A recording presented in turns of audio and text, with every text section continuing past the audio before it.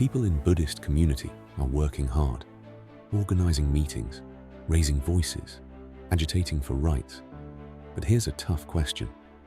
If so much effort is happening, why is real, lasting progress still limited? The problem is not effort. The problem is lack of coherence. When energy and efforts are scattered, the results are scattered. Have we studied and analyzed how some communities are able to wield power and exert influence in society?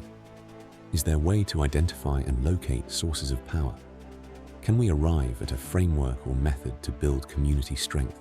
What if we could measure where our community is strong and where it is weak? That's exactly what Community Power Index, CPI, does. CPI is a simple but powerful framework. It measures the real strength of a community, identifies gaps, and guides where to focus for maximum impact. Community power is built on 6 key pillars. If even one is weak, the whole system suffers. First, education.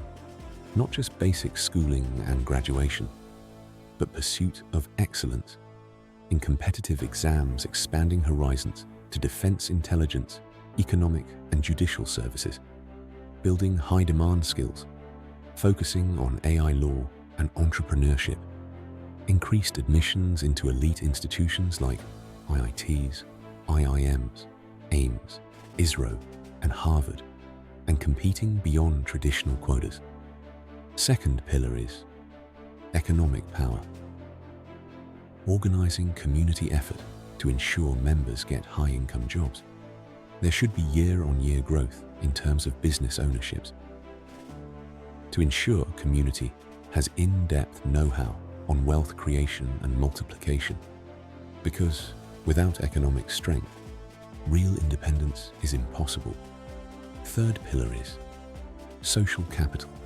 Building strong community networks for business, elite education, and referrals for jobs, facilitating mentorship for young and inexperienced members of community, building trust and collaboration on the basis of moral code of Panchashil.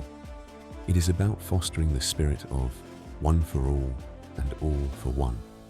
Fourth pillar is institutions. Institutionalization is process of setting up organizations with structure and process to carry out programs under the 6 pillars. Institutions impart consistency and discipline to communities' energy and efforts. Institutions ensure progress and strength building is predictable and not dependent on chance. Fifth pillar is narrative power. Narrative power is ability to shape public opinion on important topics on politics, economy, and society. Effort and energy must be applied to build and enhance all kind of media presence and influence, creating channels and outlets to counter the negative narratives and frame the narrative in powerful, positive way. If you don't tell your story, someone else will. And finally, leadership. Leadership is the ability to move people from their current state to better state by aligning the aspirations and principles. Community must create an ecosystem using above 5 pillars to facilitate leadership development in political, religious, and social sphere. It is the leadership which converts potential into power.